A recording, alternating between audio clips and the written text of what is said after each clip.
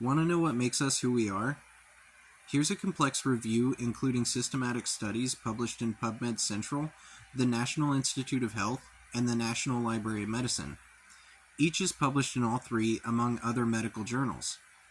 Number 1. Conditioning. I want to start with the basic information from back in the 1800s. It took a minute to find a good systematic study reflecting on this, as it's been a widely accepted concept for almost 200 years. Conditioning is how our exposure to stimuli, as well as our reactions, train our brains to respond similarly in the future. This is incredibly complex in nature, as every second of every day we're exposed to stimuli and we react, storing information to reference for future reactions. The connections between one thing that's conditioned and another will be touched on under neuroplasticity. Number 2, neuroplasticity. The connections between neurons in our brains that we prune or create are holding information from our conditioning. This causes the reaction to one stimulus to mimic or have similarities to another.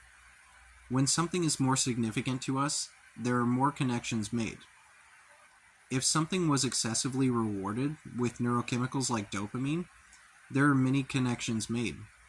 Then things that relate to that are connected through these neural pathways, activate the reaction from these significant stimuli. They make you happy.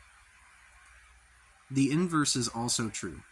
If a stimulus is excessively punished through neurochemicals like cortisol, we make many connections to a stressful or avoidant reaction.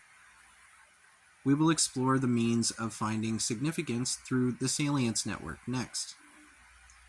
Number 3, the salience network. The salience network is a series of brain regions tasked with determining significance of stimuli and reactions to be conditioned. The salience network determines the level of significance to survival or meeting basic needs. If a stimulus is excessively significant, it has many connections in the brain. I'll touch on how the salience network changes over time in the next topic, conditioning of the salience network. Number 4, conditioning of the salience network. As mentioned, the salience network determines the significance of stimulus and reaction for storage of information. Some of that information tells us what to see significance in. This changes the salience network itself over time, so we determine significance differently throughout our lives. What changes over time? The answer is much more complex than you may think. In the next section, we'll go over epigenetics, which is the change of gene expressions throughout our lives.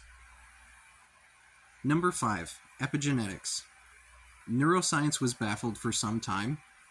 We had an explanation of specific genes that are related to mental and psychiatric conditions, but when we studied genetic relationships to these conditions, only very few had causal relationships, and even those were limited.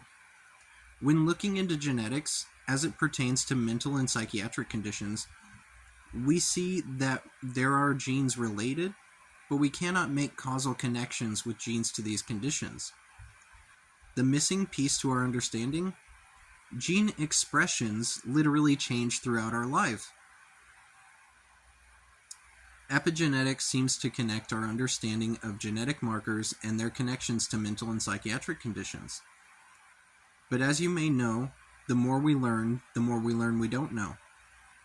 There are far too many genetic markers tied in far too many different ways to these conditions for us to have a direct map of genes leading to conditions.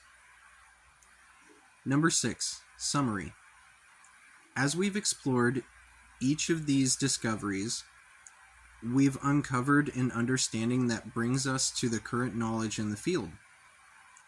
Through conditioning, with the salience network determining significance, we store information. This becomes more complex than it already is when we consider the salience network itself is conditioned to change. Then we create connections and prune them through neuroplasticity. And gene expressions change over time due to epigenetics. This creates a complex system of changing to meet environmental challenges. We are the only organisms to create societies, build on past knowledge, and create means of sharing or processing information that continue to rise exponentially in their efficiency. Now, as we become further interconnected, we share our understanding with others in a more efficient way than ever seen before. This allows us to build on the understanding of others with more efficiency than we thought possible just 10 years ago. This allows us to share all kinds of information, though. The inverse to this is that we can share our negative perceptions of others with more efficiency than what was thought to be possible 10 years ago. Remember that people who fail or underachieve simply think they are incapable or worry because other people saw them as less capable. Be kind, and if you see someone as less capable, offer constructive feedback, rather than giving them more reasons to fail by simply conveying your negative perceptions of them.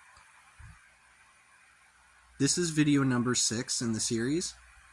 See the comments for mention of the studies. I'll announce the end of the series. Like, comment, react, and share so I can reply and let you know I care. See you on the next video.